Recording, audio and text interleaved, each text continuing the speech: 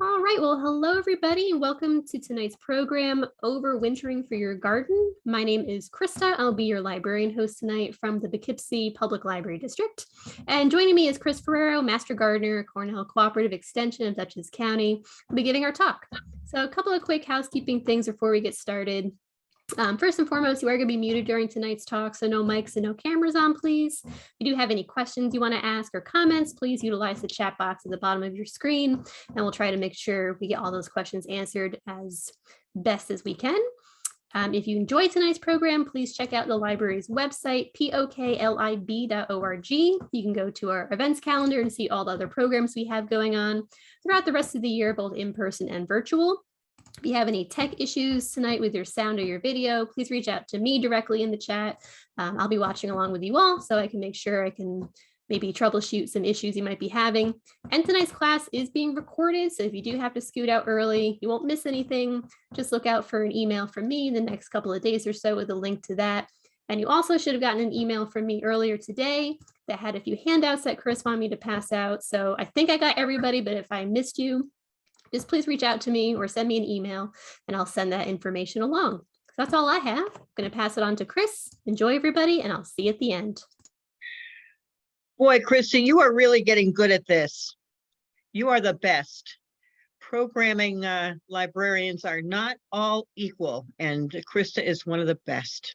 So thank you, Krista. And hello, everybody. My name is Chris Ferrero. I'm a Master Gardener volunteer from the Cornell Cooperative Extension in Dutchess County, New York, but I don't live there anymore. I now live in Stockbridge, Massachusetts. So when we're talking about overwintering, I will tell you, our first frost date is tomorrow.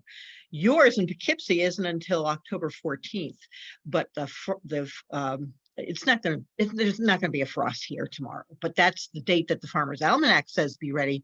So yes, I'm in colder climates and overwintering is more of a challenge. So this is a brand new talk of mine.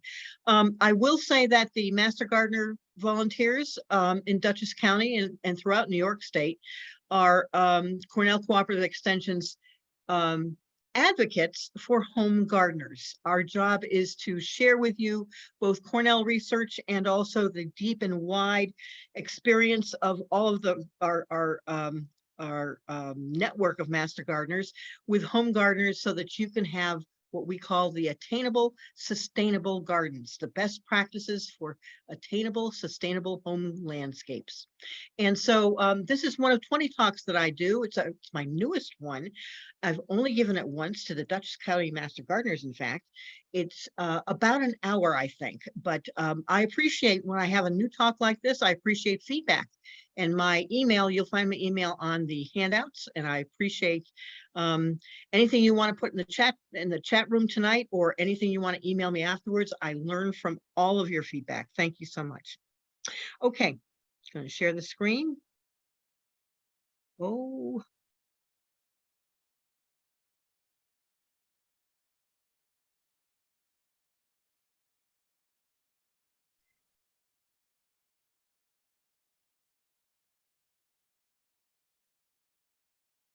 There we go.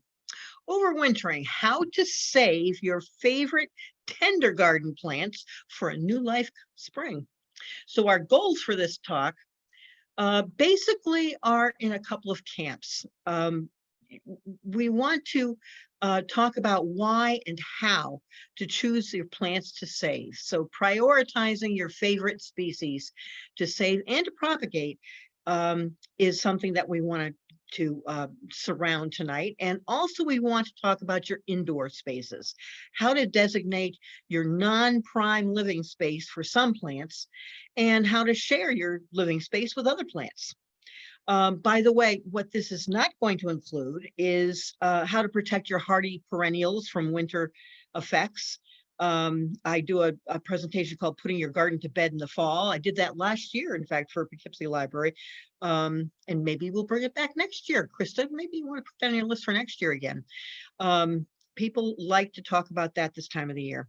It also doesn't include houseplants because your houseplants actually consider indoors their ideal space, and you might put them outdoors for the summer, but their prime space is indoors. So we don't talk about a lot of houseplants, but how you define a houseplant is something we might deal with.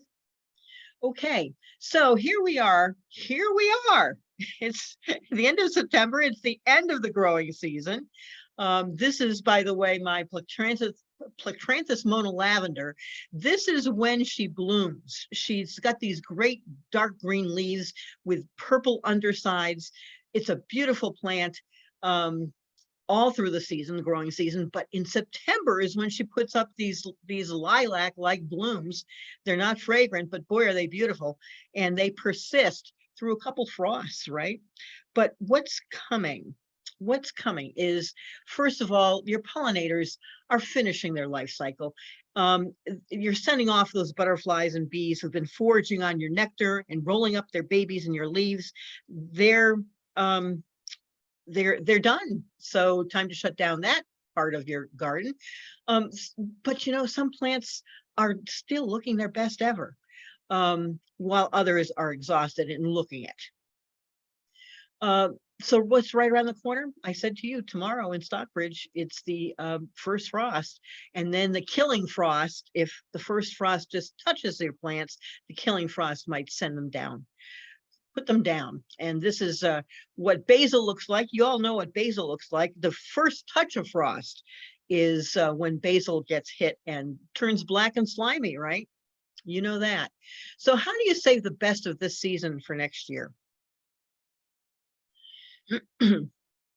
Let's define some of this. Light frost is, you know, you may have already had a light frost down there. That's what happens when some top growth will get killed back. When your air temperatures are cool, but the ground is still radiating some heat. More so happens with a clear sky. But the frost advisory, the first real frost, is something that the National Weather Service forecasts with an 80% expectation that temperatures are going to fall to 30 to 36 degrees on a clear and calm night. That's what defines a frost advisory. And then there's the freeze watch, and you can sign up, by the way, with the National Weather Service for any of these, or even like weather.com, you can sign up for alerts. A freeze watch is when they expect the temperature to drop below 32 in the next 24 hours or so. And then there's that hard freeze below 28 degrees that typically doesn't happen frequently enough to freeze the ground until late December. So you can, you know, even if top growth has died off, if you've got a woody plant like a shrub and you just planted it this year, the root systems are still growing until there's several hard freezes and the ground, the crown actually is frozen. Until then, keep watering, because those roots are still developing enough to persist through what could be a difficult winter and an even worse season next year, whether it's drought or rain, right? So forecasting this time of the year can be very tricky. Generally, we want to talk about how tender plants can variably respond to the cold. If it's in a pot, you want to take care of it before the roots freeze. Tender plants in pots that are allowed to freeze are usually gone. Including dahlias, for example. If the root mass has frozen, that finishes the plant typically. We recommend that if you've got a plant with a fibrous root system, not dahlias, but a fibrous root system that you want to bring in, you want to do that at 50 to 60 degrees to prevent shock. The difference between the outdoor temperature and the indoor temperature shouldn't be that great. We'll talk some more about that. If you're going to take cuttings, which we're going to talk about too, if you're going to propagate new plants, you want to take them, you know, not from the woody part of the plant or of the part of the plant that has stopped growing. You want to take it from green tips when the plant is still in growth mode. And if you've got a microsystem there in Poughkeepsie right now, you might still have a lot of plants in that condition. Some might be past the time when a cutting is going to be useful to you. And then the third category, tubers, corms, rhizomes, the rootstock type storage plants, that they continue to take in energy from the sun through a few frosts until that foliage goes down. The rootstock is safe because it's down below the ground. It's not frozen unless it's in a pot, like I say. But as long as the foliage is still taking in energy, you're pretty safe. You can wait until after a few frosts to take up your tubers, corms, and rhizomes. So we're going to talk about all of this in detail. We're going to walk through every category. But let's talk a little bit about why we don't. The reasons that why you might have come to this presentation in the first place. There is, your insecurity about your indoor spaces, which is legitimate. There's also your questioning of your indoor light and humidity levels even. You're talking about some care that you're not sure how much care is required, but you're not sure you're in for it, particularly this time of the year when, yes, we're tired, and some of us, a lot of us, myself personally, many years need a gardening rest. It is too much. At this point, everything goes down and I'm going down with it, is what you may say certain years. It's variable, but I want to tell you this picture I took, I actually took two contrasting photos for this slide. This one has Martha's, this is the hope, the inspiration, the highest of standards. Martha Stewart puts out these sparkling white pots tagged, in an orderly way, in a bright, sunny, clean window ledge, right? This is a contrasting photo. This is the one that you're afraid of because your great aunt Edith had a window like this and you were scared to go close to it because it just seems so creepy. That may be more typically what most of us have as opposed to Martha, but not to get too Martha-like, but our solution is to prioritize and to plan. Let's talk about how to make that easy. First of all, this is like, this is a list that all of which I have picked from. There are some plants that really are expensive to replace, in some cases just because you need a quantity of them. There are some plants that you just really love a particular variety, and I'm talking about the coleus on the right. This is my favorite coleus, trailing coleus, lava rose. This was hit by the first frost in 2016 at my lake house. I didn't get back there in time. I don't ever want to lose it again because it was so hard to find. I actually had to order it through the mail from a mail source. If you're unsure about finding it the next year, it might take a lot of shopping tours and stops, which also is not just a problem in terms of finding that variety, but it means that every stop you make, you're going to have more impulse buys because you can't help it, and therefore more expensive. We're back to the budget. You also may want to get a jump on the earliest bloom possible. We don't have that long a growing season here, and it really feels good to be able to get a jump on that. But there's another way to prioritize what plants to save. In the end, what could define your save list each year is how you relate to your plants. This is a book that's on my resource list. It's one of my handouts. This is a new book by Marianne Wilburn, who is a frequent contributor. I think she's the originator of the blog called The Rant. She's a very good writer, very fun, very humorous. She's constructed a new way to relate and rate your roommates. Let's look at them one by one, see if you connect with any or all of these five. There is, which category? The summer romance, the long-term commitment, the best friend, friends with benefits, and the high maintenance partner. Let's look at each of them one by one.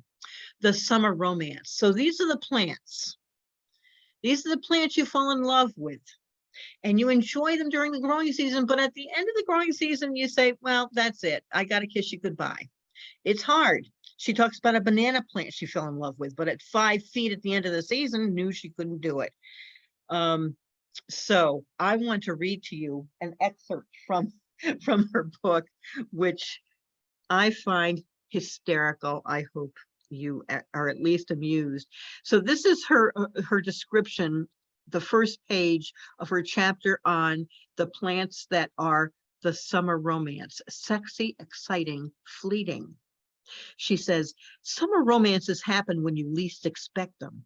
One moment you're selecting respectable foundation shrubs at your favorite garden center. The next, your eyes are caught by the deep pink blossoms and shiny, variegated foliage of a giant mandevilla snaking up a trellis a few feet away. You know you're being played, that it won't be a long-term thing, but you can't help yourself. Pot goes into cart, money is exchanged, partner grumbles. Once home, it's the first thing out of the car and onto the deck, where it practically mixes the rum punches for dinner parties and makes you grin all season long. But 4 months later, you recognize that things are changing. Pumpkin lattes have replaced summer cocktails, and you begin to naturally disconnect from the plant that brought you so much to your late spring and summer season. Soon the first frost will wilt foliage and flower. The tender tropical mandevilla must come inside or perish. Perhaps you feel a twinge of guilt. But then you remember your great aunt's winter windowsills, stuffed to capacity with sad, struggling plants that desperately needed an editing. You are strengthened by this memory. You are in control. There is a season for everything, and it's time to say goodbye. So that book, and by the way, you can get all of these books from, I suggest getting them from the library. You know that Poughkeepsie Library can get them from anywhere if they don't have enough copies for everybody in the class. Anywhere in the Mid-Hudson system, you can get a book to your library within a couple days. And oh my goodness, that's what to do before you decide to buy it. Take a look at this book, because this is the categories might be helpful to you, not just fun reading, but helpful. So there's the summer romance, and there's the mandevilla vine. And by the way, there's a way to save a mandevilla vine. I have online resources on the resource handout too. Then there's the long-term commitment, the second category. She talks about her, these are the plants that make your outdoor spaces shine all summer and then keep performing as gorgeous houseplants over winter. She talks about her Birkin philodendron, which is that plant down the lower left, which is, yes, pretty darn valuable, and it's a gorgeous tropical. But some think the same of their hibiscus or their begonia red kiss that you see there, right? They can last at least for a short time as a beautiful houseplant, and then can rest in another room if they don't continue to bloom and look great. So we'll get to how to overwinter entire plants next. But her third category is called the best friend. I love this because the best friend has no need for pampering.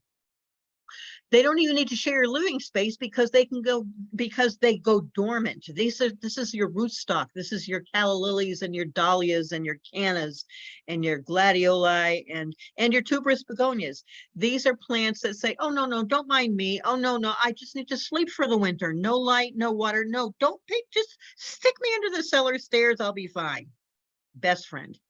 Okay, the next category, friends with benefits. And she says, these are the ones that enhance your garden in the summer, but also provide edible or medicinal value when you bring them in. And this includes your herbs. This includes, she talks about other ideas like lemongrass, turmeric, ginger that you can overwinter indoors and keep harvesting for culinary use indoors. The last category is high maintenance partner. They expect a lot, but we do it for them because we love them. For now. She talks about her banana plants and their needs, one of which is simply space. She talks about ficus trees that are among the messiest things you can bring in because they always drop a mess of leaves. And they have this, I call them divas. They just, oh, there isn't enough moisture. Oh, no, that's too much moisture. Oh, I couldn't possibly survive here. I want that window over there. Ficus trees, you know, that you might do it for a season, but then not. But the one I relate to is the one on the right. That's an escargot type Rex begonia. I have never gotten a Rex begonia to overwinter. It starts out great. I think I have a relationship. I can get one going for a while. And then it says, talk about divas. You're not the only ones who have problems with Rex begonias. I divorced mine. But there are as many ways as there are to decide what to save and why to save it. There are also lots of ways to how to save your chosen plants. And we'll talk about these as we go through the list of the types of plants.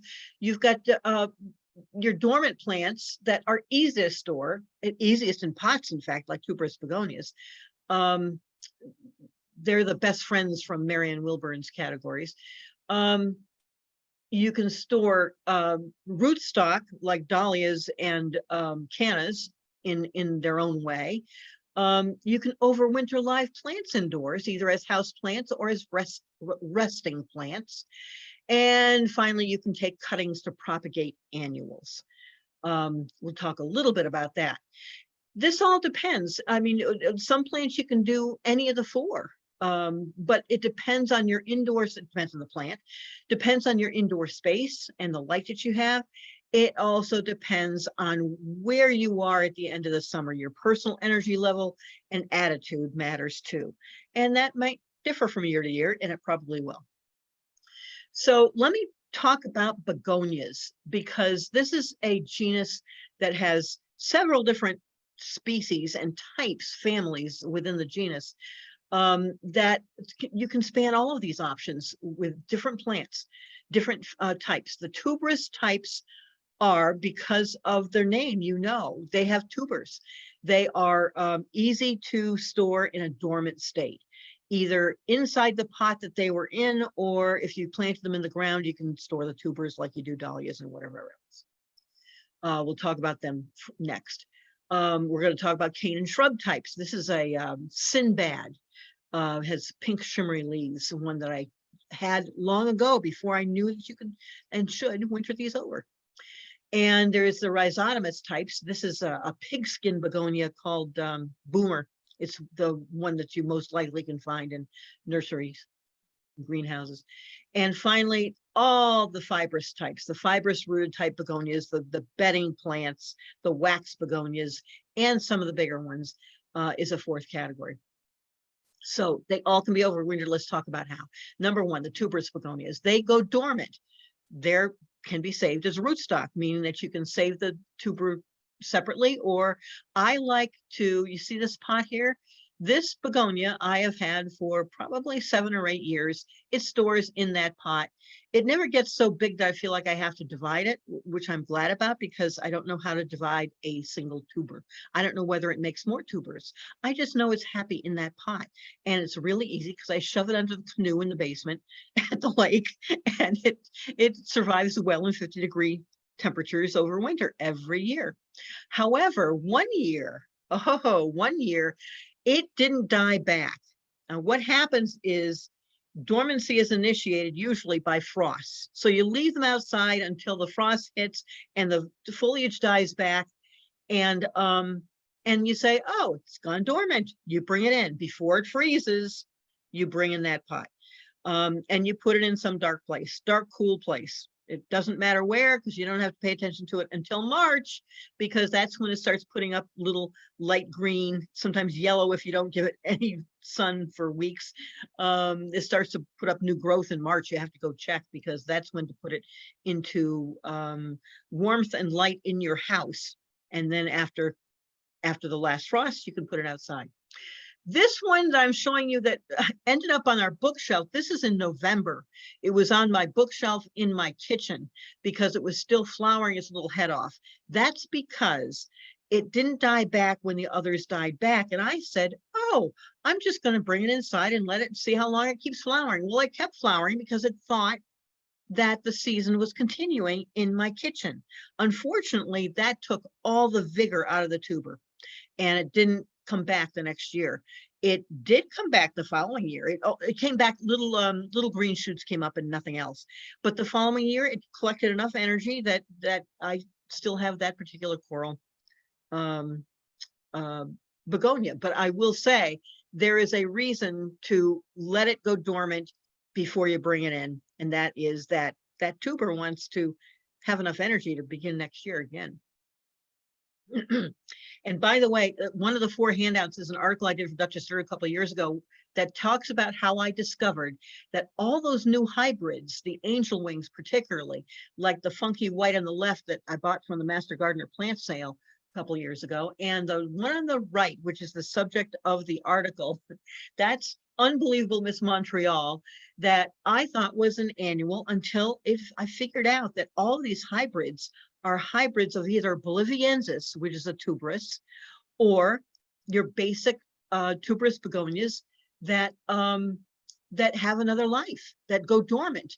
And as a result, I say, if you have a question about whether it's going to be, be a tuberous variety, put it in your basement, see whether it comes back next year. It probably will. Now we have the cane and shrub types that can rest indoors. They can, by the way, they'll be beautiful for a few weeks, but they tend to have to adapt to indoor conditions by dropping a lot of leaves. In fact, if you wait until the temperatures are really cold outside, and I mean now, just because it hasn't you haven't hit frost yet, if you bring in your if you wait till now to bring in, now I brought in my Griffin begonia, shrub begonia, a couple weeks ago because it was still in the 50s.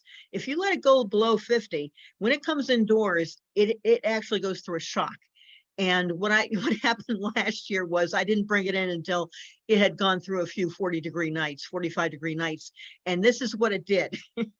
That's my Christmas cactus on the left. That's the Griffin on the right. It dropped every leaf. The only way I knew it was still alive was that those stems were still kind of springy and green. They hadn't gone woody and dry, and those buds were still vital. And so I went, all right, if you don't mind, I'm going to stick you behind this sofa so I don't have to look at you. I didn't have to water it more than, I'd say, once a month, once every couple weeks to once a month. You don't want to water it too much because even though it's fibrous rooted, it's not going to need it. It doesn't have any foliage to support. So you're just trying not to let it dry out. The stems dry out is what you're doing. I stuck it behind the sofa, and then come the new season, there it is again. This was it. This was it. Recovered. It took a few weeks to recover, but it did. And shrub begonias, cane type begonias, which are marked less by the flower formation. Some of them do flower. Griffin does not. But the leaves are beautiful. This is my Bonito Chiba, which is a, they say it's a Rex, but it's a shrub type. It looks smaller there because the oxalis, I love purple oxalis, but the little corm, the little rhizomes multiply so much that leaving them in the same pot as the begonia meant that it almost took the begonia down that second summer. So I had to give it its separate pot. But I often combined Bonito Chiba, which is about, I'd say 10 years old at this point, with other things in the pot. This is on the left, the center photo is it on my lake house deck. On the right, my lake house we keep at 50 degrees in the winter. We use it, but not not every weekend. And so we keep it at 50 degrees, which, the begonia really likes. But you can see, I'm going to use my cursor here.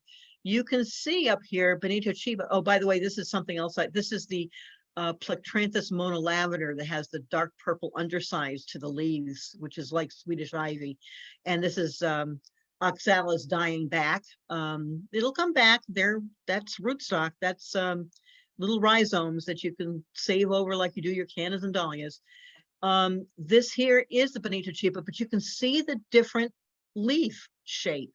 The leaves narrowed and got darker, less of the purple and silver highlights, and just kind of drooped a little bit, but it came back beautifully. This is the year after this, because that's when the oxalis actually took over. So it came back, it'll come back, and cool temperatures are what it needs. The third group are the rhizotomous types. The rhizotomous types you can see crawling across the soil. That's how you know that they're rhizotomous types. You know, the beefsteak begonia is sometimes called the grandmother begonia because it's so old fashioned. A lot of people in the old days had them. This is my pigskin begonia. It's not a boomer, it's a smaller one. And those red flowers are something I think impatiens that I planted in the same pot that year. And then on the right, you know, your Rex begonias are by and large rhizotomous types, and that's Red Kiss. It's a beautiful one, but as a house plant, it might even do better than it does outside. And then the fourth category are your other fibrous rooted begonias. And that's your wax and bedding types, but there are also, you know, the dragonwing begonias there on my deck at the lake house. Those are two big 2.5 foot dragonwing begonias that I love. And I try every year to grow them back from cuttings because they're just too big to overwinter inside. And sometimes it works, sometimes it doesn't. And I buy new ones because they're easy to find. So the questions about these are, if they're easy to find, you probably don't want to use a space. Can you take cuttings? If you're using a lot of them in your gardens, you might try doing that. But it might not be hard to buy new ones every year. So as much as I love my dragon wings, I use the belt and suspenders approach, which is I take cuttings every year, and sometimes they do well and sometimes they don't, but I always can buy new ones. And that's my insurance policy, is I know where to buy new ones. So let's talk about how to propagate from cuttings and otherwise, how to make babies. This is the middle shot is again my Plectranthus emerald lace with the oxalis in the same pot and some floss flowers. The dark purple undersides. I just love this plant, and it's so easy to take cuttings from that. I sometimes keep a mother plant. And sometimes because you're talking about a combination planter here, it's not worth it to me to bring it in. So I take cuttings of that and I save the corms of that, and I buy new floss flower every year. This is a combination I do almost every year on my deck. You know, geraniums are the same way. You might want to take cuttings because you're using a lot of them. You might want to take cuttings because there's a certain red that you know that's a problem to find. Otherwise, you could buy new ones. But, you know, propagating annuals. Many of our annuals are, in fact, probably most, are actually perennials in warmer climates. Everything we've talked about so far, the previous slide, for example, this is a slide of my deck last year here that shows a particular coleus I love. And this is Mona lavender Plectranthus that is putting up its purple flowers in September again. But you can see the leaves are starting to change. They've been touched by frost probably by October. And this is Alternanthera Little Ruby, the dark purple plant that I take cuttings of. And I'm going to show you next how to take cuttings on. That's my demonstration plant for us. These are all perennials. If you lived south of here, if you lived in something that was temperate enough for these to go through a cool season of winter as opposed to a freezing winter. True annuals, on the other hand, they're only meant for one season. They're meant to exhaust themselves, and then they're programmed to set seed and die. Setting seed means that you can propagate from seed if you really want to. That's a different presentation. It's not, I don't deal with seeds in this presentation. I will deal with stem cuttings as an example of how to propagate.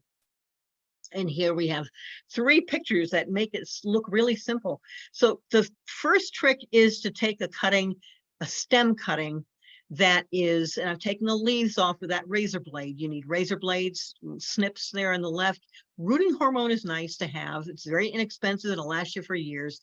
But you take a stem that hopefully is still growing, meaning that it's bendy, and if it weren't a dark purple plant like this Plectranthus Little Ruby, it would be green as opposed to the woody part of the stem that some plants get. This is a growing part that is vigorous and vital and will root more easily. And you see these nodes here, 1, 2, 3, 4. Well, we want 3 at least, and I took the leaves off these because these are going to be under the soil. And you take that razor blade and you cut right underneath one of those, the lowest node, leaf node. You cut right there underneath. You just slice it right there, and you take it, dip it in a little bit of water, and you dip it into rooting hormone, tap it off so it's not clumpy, and then you put it into a 4-inch pot, into some moist potting soil, not dry and fluffy. You want it to be moist by the time you put your chopstick or your stick in there to make a hole for the stem to go down. And then you gently pat and press the soil around that so there's no air space around that stem. And you might give it a little misty kind of drink. You don't want the soil to swim around and to clump around that stem. You want it to be a nice growing environment for little hair roots to come out. And then, you know, somewhere in between here and there, there's some work, but this is the plant, the Placranthus little ruby, that's ready to plant out in the spring. Okay. One of the vital things between picture 2 and picture 3 is light. So indoor lighting becomes an issue because windows most often are not enough. First of all, young plants get too leggy. These little cuttings are going to get too leggy because they're reaching for a poor source of light. Those mean weak stems with nodes that are too far apart to be efficient at photosynthesis. It's not going to be as healthy a plant. They also need more hours of light than winter provides. They need 12 to 13 hours of light. And you know this, your windows are never wide. I don't care how wide a picture window you've got, never enough for as many plants as you'd like to save. So then, you know, you see in this picture, they're trying to take advantage of vertical space. That's hard in a window. So here's our solution. We suggest creating lighted shelf space to nurture your transplants, cuttings, and seedlings until spring. It's not that hard. So we want to show you an easy way to do it. I mean, you can, what you're trying to do is to use your vertical space by going with lighted shelves. You can spend a lot of money. You can spend $650 at Gardener Supply for this beautiful shelving system in your living room. But you could also, I put mine in my garage. If you've got a warm enough garage, you also don't need expensive grow lights because either fluorescent or LED light fixtures work well. And all you've got to ensure is that the plants need to be a few inches from the light. So having flexibility of where those light fixtures are given your growing plants is a challenge. But here's how to create an inexpensive set of lighted shelves. I show you this not because you're not going to be propagating dozens of African violets like this picture from the internet shows. I just didn't want to show you my dirty garage, so I pulled this from the internet. But this is the fixture. This is the industrial wire shelving that you can get for $70 at Home Depot. It includes wheels. It's very sturdy. It includes wheels, and it's the right configuration for what you want to do. You can get your shop light fixtures with regular fluorescent bulbs, or now they come with LED units, and they're quite easy to use. And they're different versions, including small space and desktop versions too. But your typical shop fixtures, I mean, I started, by the way, in my husband's workbench down in the basement. He never used his workbench during the winter. He didn't even know what I did to his workbench. I converted it to a plant shelf one year with his shop light, just as an experiment. And he never knew because he never went down there. And I had that shop light on a timer, and it worked. And then I went to Home Depot and got these lighted shelves. You hang these shop lights from the shelves with chains. The chains come with a shop light. They might have, I don't know, they might have a dozen links in the chain. Well, the dozen links, you might need 7 or 8 of those to drop that fixture down when you first have cuttings. But as those cuttings grow, you can raise that light very easily because these are wire shelves. Those chains attach easily. Then you add some trays. I use stainless baking sheets, by the way. I've found that they're worth $8, $9 each to use them because they stay clean, they're easy to clean, and they're very sturdy, and I can take out a whole tray, take out whole trays. I started with plastic, but now I use these baking sheets. And you add a timer, because if you can plug in those lights to a single timer and set it for 12 to 13 hours of light, you don't have to be worrying about getting out there at the right time every day. And finally, you want to do seedlings, or if in my garage, which gets a little cool in the winter, I put, you can see let me use my cursor here. You can see my heating mats here. I use my heating mats even for the stem cuttings, because it's cool out in the garage. And now what I do also is cover them with plastic so that they can keep in the moisture and warmth from those heating mats. Heating mats, of course, you don't have on the timer, but it's easy to do on these shelves. Now, pests, yes, you do. Even if you have nothing to start, you're going to get fungus gnats typically, because they thrive in moist conditions, and the organic debris, the droppings from the plants, both in the pot and on the trays beneath. So you just have to make sure you don't overwater and you don't let the debris sit there too long. On the other hand, you're going to get them. So, and they're annoying. So what I do, a lot of master gardeners do, is that we buy yellow sticky tape. They call them yellow sticky traps if you go to Amazon. These are index card shaped things that you can just hang, again, from the wire shelf. Very easy to do with the wire that comes with them. And the bugs go for that, and they die, and you don't have a problem. This is our friend Anjali Nandikar. She is, her sons left home, but she never got empty nest syndrome because she took their 2 bedrooms and she made them into plant propagation clinics. She now has lots of babies every winter, lots and lots of babies. This is how she started. This is her son's desk in one of her bedrooms. She propped up a shop light on a curtain rod on some books, and she adjusted the height as time went on. Well, then she got serious, and she got some plumbing pipe, the white pipe from the hardware store, and she made her own units with plywood shelving on this white plastic piping, and hung shop lights from all of them. Both of those bedrooms and most of the space in her house is now full of overwintering. Anjali is all about that. She is a master plant propagator at this point. And I can connect you with her if you would like some mentoring on that. So now we're going to talk about bringing your potted plants indoors. Again, you want to bring them in before the temperatures drop. If you haven't brought them in by now, get them in, because the shock is highest when the temperature difference between outdoors and indoors is the highest. My asparagus fern, it needed extra humidity. So where did I put it when I was in Hopewell? I had this jacuzzi that I wasn't using. How many people really use their jacuzzis, right? So I had it in my bathroom. It loved it. And now it stays, now that I don't live there anymore and I don't have a jacuzzi, it does just fine in my lake house in 50-degree temperatures. It's fine. Doesn't even replace leaves. Most plants that are brought indoors need indirect or filtered bright light. We're going to talk about the different plants coming up. Many need cool temperatures. The more the light and the heat, this is the thing, the more light and heat the plant gets, the more hydration is needed.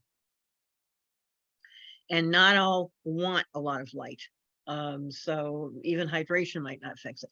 All of these plants, before you bring indoors, please inspect for bugs, because you might have lots of crawlies in the lower holes of your plants. In fact, there's a way to bathe them that is on one of my, it's on the resource sheet. It's on one of my online sources. Get Busy Gardening has a whole tutorial on how to bathe your plants before they come in if you think you've got bug problems.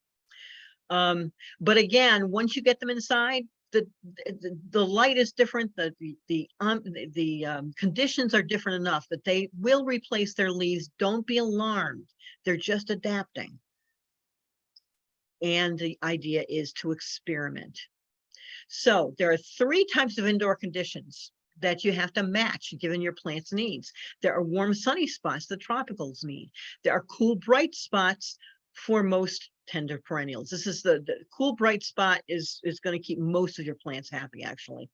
And finally, the cool, dark spots that are all the dormant bulbs, corms, and rhizomes need. We're going to talk about each of those.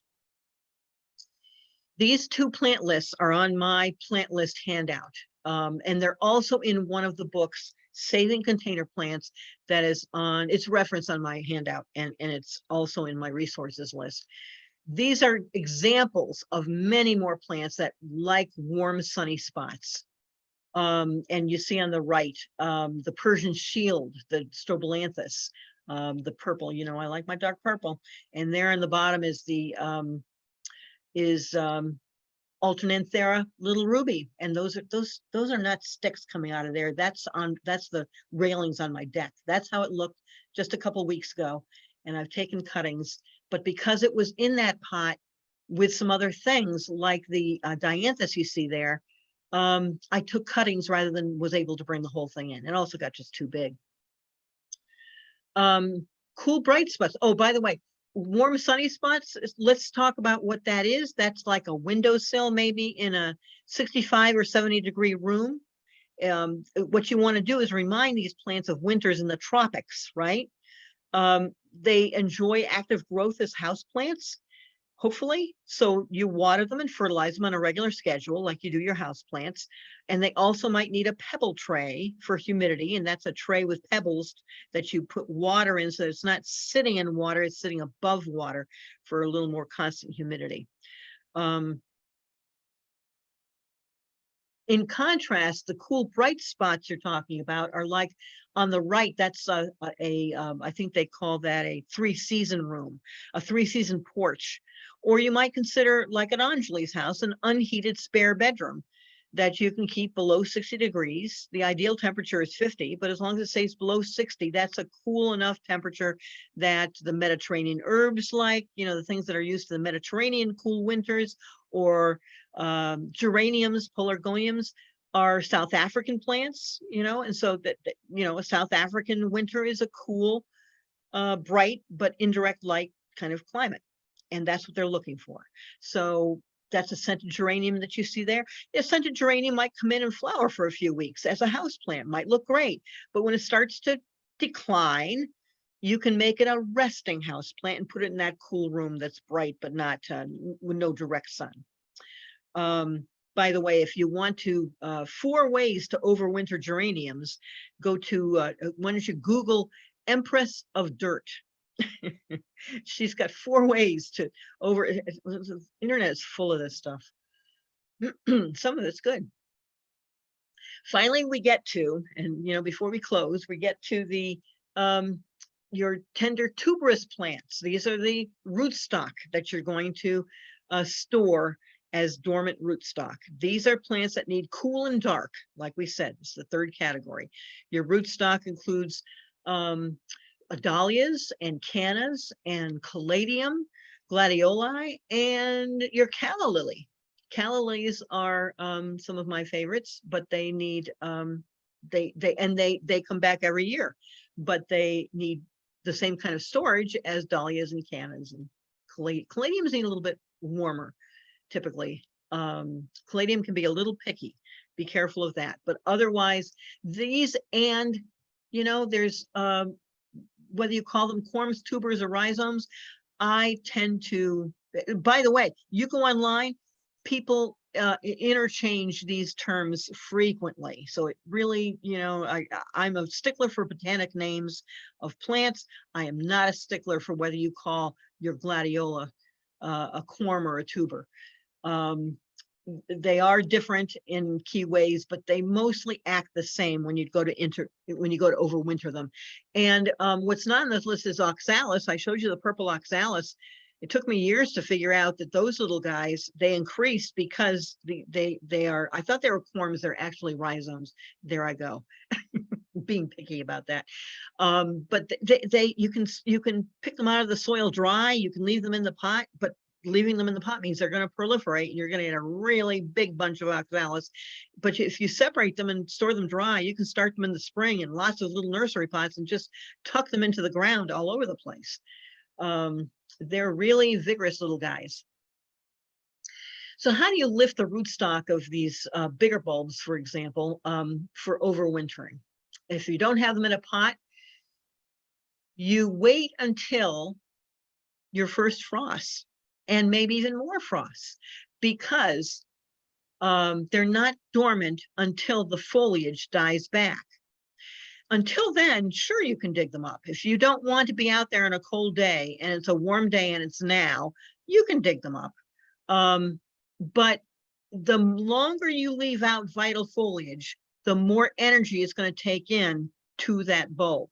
So I tend to leave mine out there until the foliage dies back, and that tells me there is no more improvement that bulb's going to go through, or that corm or rhizome or tuber. So that's when I go out there with a fork. And you definitely want to do it before the ground freezes. So it's not that tricky, but that's the timing. You want to take care that you don't damage the particularly dahlia tubers. It's really easy to put a shovel right through the middle of one, and it's distressing. The idea is to use a garden fork to loosen the soil, to lift and to kind of lift and separate. Remember that? To lift the soil and make it fluffier all around there so that they come up. You don't see the top growth here, but it's good to keep the top growth on until you pull the whole bunch out of the ground. But you're not pulling them, you're lifting them. And the way that I do it is that I loosen all that soil with a garden fork. I never go in there with a shovel. If I loosen the ground enough, I can go in with my hands. Gloved hands are the best way to lift. Use your fingers as a kind of a fork to lift those tubers carefully out of the ground. There's quite a debate, washing or not washing, and Cornell has done research, and what they have come up with is it doesn't matter as long as you dry them afterwards. You cure them for 7 to 10 days out of direct sunlight in a warm, dry place. You cure them for 7 to 10 days. That's to dry them out. Curing means drying them out and letting the all their pores kind of mature, close.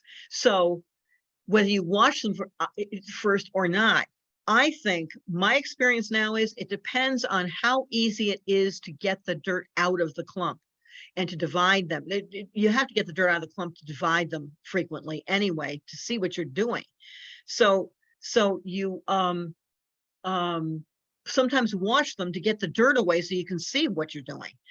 If they're big and bulbous, like, and then while they're curing, you want to flip them here and there so that you can make sure they're drying out evenly. That's the point.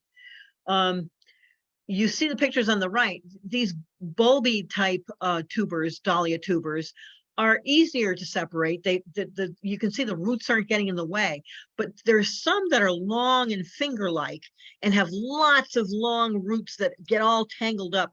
To me, the only way you can see them to separate them, to store them, to get rid of the roots and all that, is to wash them first. Just make sure if you wash the soil off that you dry them well. After you cure them, you cut off all the dried foliage and the stems and those roots. And if you haven't washed them, you can shake off more dirt that way. I find them easier to dry if the dirt's off, but if you've still got some dirt, shake it off. And then you can divide clumps if you want, when you can see the eyes better, but you can also wait until spring. It's fine. If you don't have the time, if it's cold out and you're miserable, throw them in the box and go. You set them in a medium of choice, and there's a lot of discussion about that. I'm going to tell you next what I do, but lots of people have used peat moss, shredded newspaper, and wood shavings. And then you separate them and layer them in cardboard boxes or crates so that they can breathe, because in a cool, dark place, you either can have desiccation, they might dry out and shrivel, or molding. They might just have too much moisture kept where you're storing them, and they might get moldy, and you have to check. So storing them for the winter, this is Master Gardener Paula Girardi. She uses wood shavings. This is exactly what I used for the first time last year.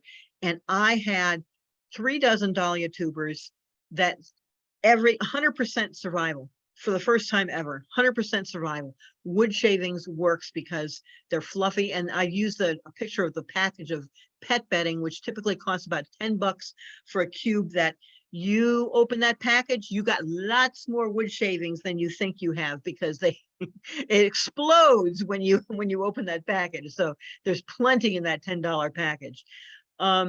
This, on the other hand, is Master Gardener Linda DeGasper gave me this photo because she last year took her canna bulb, said, I don't have time for this. She didn't even take the dirt off.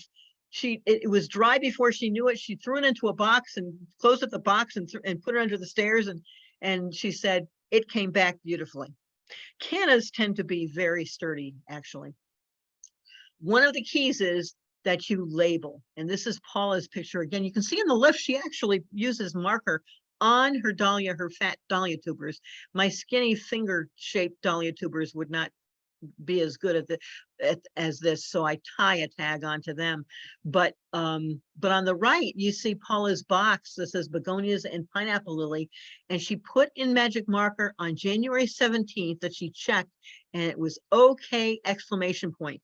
When I gave this talk last week to the Master Gardeners, Paula interrupted and said, they bit the dust. So she never checked again after January 17th. When they were fine, they weren't wrinkled up and desiccated. They weren't moldy and wet. If they're moldy and wet, you gotta take them out. If they're desiccated, you can spray a little mist, use a mister, a spray bottle, and spray the shavings. But something happened in the middle of between January and April or May, and she lost them, as it turned out. So labeling is critical, and checking is critical, but it still doesn't guarantee. Nothing is guaranteed in the saving business.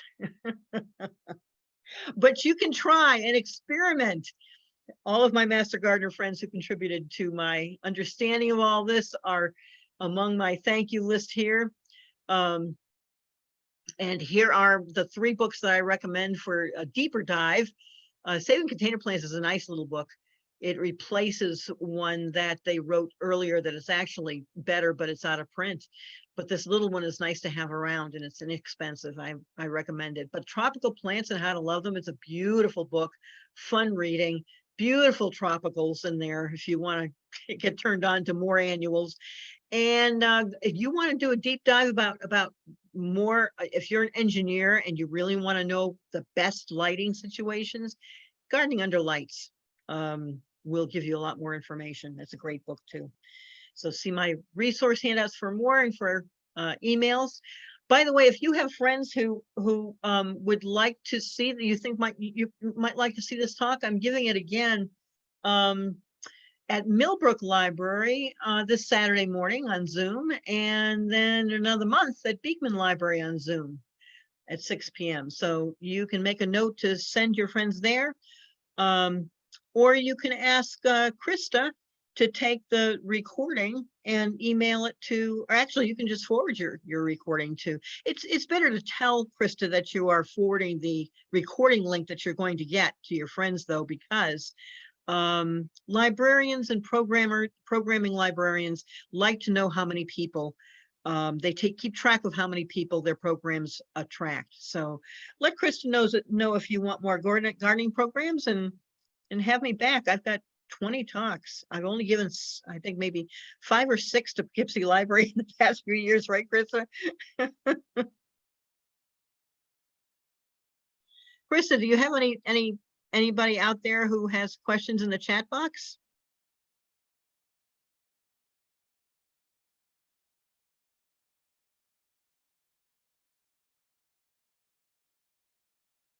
Krista's muted. Oh, I'm muted, sorry. I'm Yeah. talking now.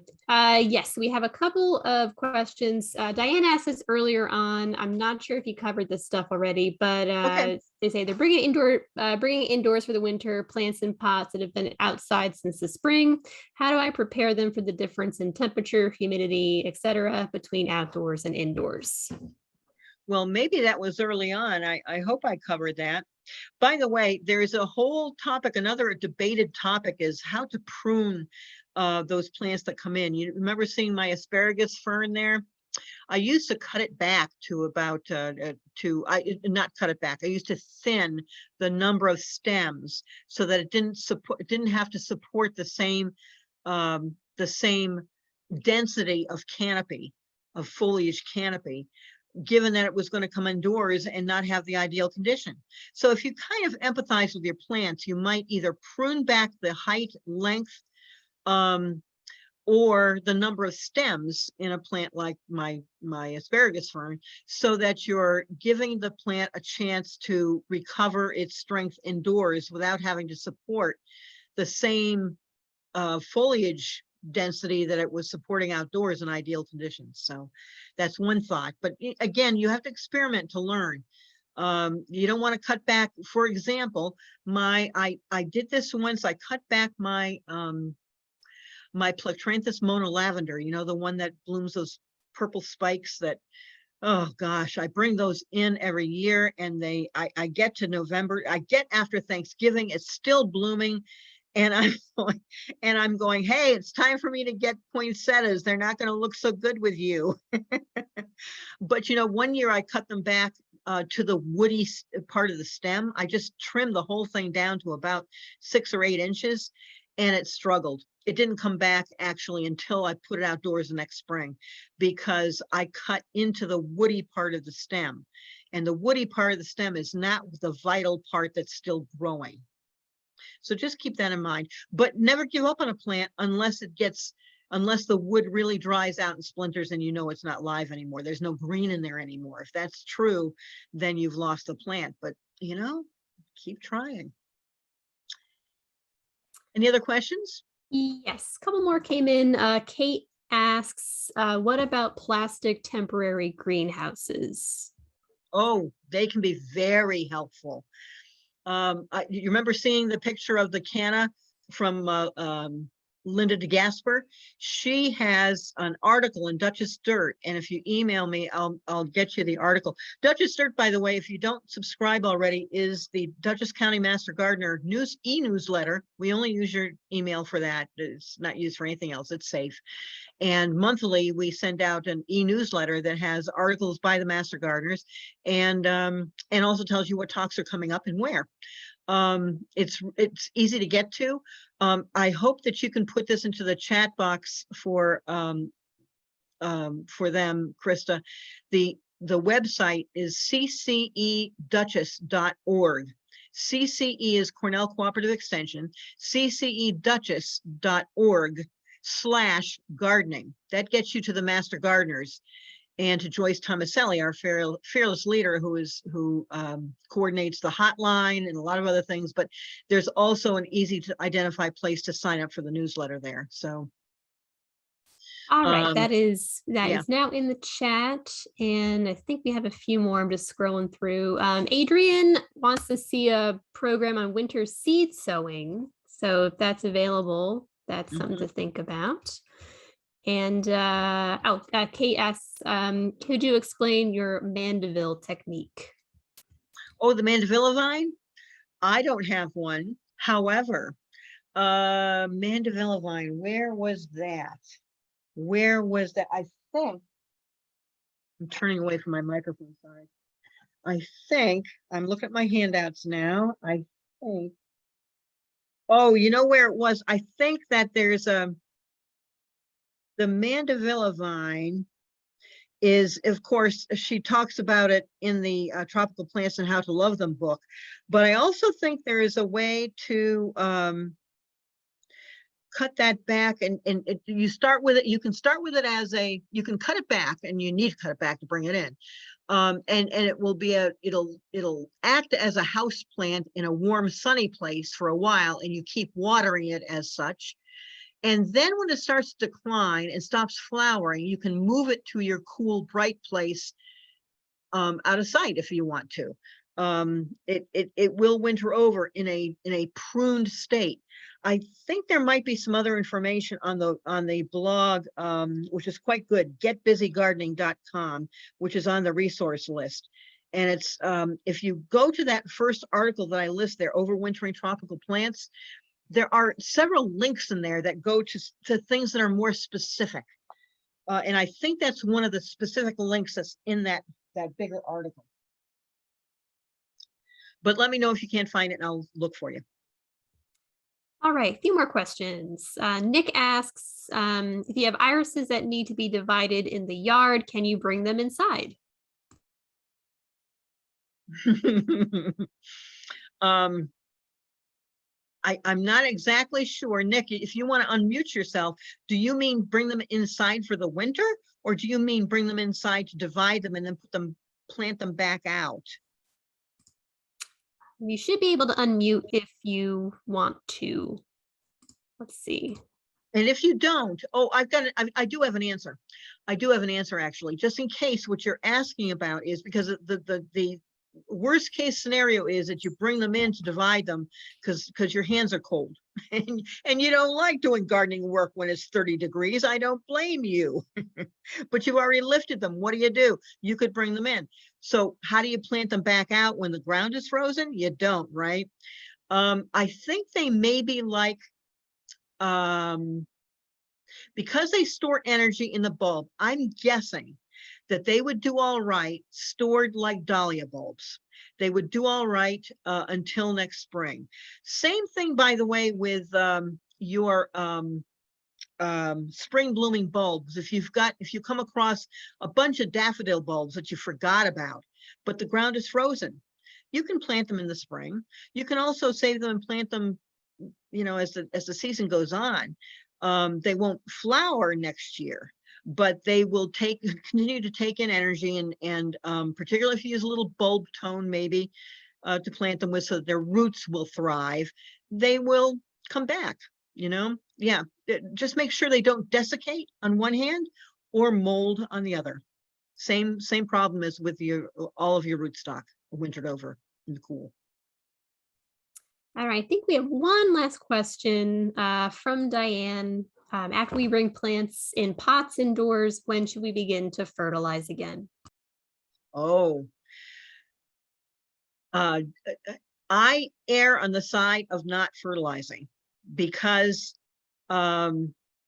you are inspiring. You have to ask yourself why you want to inspire growth. If you're talking about a house plant, yes, indoor survival will be based on some occasional fertilizing. But if things are going back outside, you may not want to encourage a lot of growth indoors because they're going to go through that same kind of shock transition when you bring them back outside. And by the way, not that you can't fertilize them, but they don't need it, is what I'm saying. They're going to have less growth, a slower growth cycle inside. You're not trying to inspire, them to grow more necessarily, so that, because their indoors environment isn't ideal unless they're a houseplant. But by the way, when you go to transition things outdoors, and this includes your cuttings that you've made, and they're under those lights 12 to 13 hours a day, and you say, oh, they've already been conditioned to the light, I can just put them outdoors. No, that artificial light is not the same as the UV rays are going to get outside. You have to do what's called a hardening off, which is that you put them out in a shady, let's say a filtered light the first day, and you increase in the ensuing days, you increase the amount of time and the amount of light they get outside. So they're gradually getting used to sunlight versus the artificial light. Even if you've had them inside a window and you think they're getting real light, they're not. You have to harden them off, anything that you've kept for the winter, for the spring sunlight. All right, well, I think that's it for the questions. There we go. And everyone, they can always reach out to you directly if they have something, they could think of something later on. That's or you right. can email me and I can forward it to you, no problem. I know. I know you do that so well. But You're very responsive. oh yes. Oh, thanks everybody. Thanks for everyone saying thank you in the chat. We'll definitely have Chris and Master Gardeners back for all other kinds of programs. Thank you, Krista. And yeah, so I think Thank you that's for all we hosting have to us. say. You're welcome. You've got a great audience. All right. Well, I think we're going to say good night for now. And I'll see everybody in person or virtually sometime in the future. All right. Have a Bye-bye, good night, everybody. everybody. Bye-bye.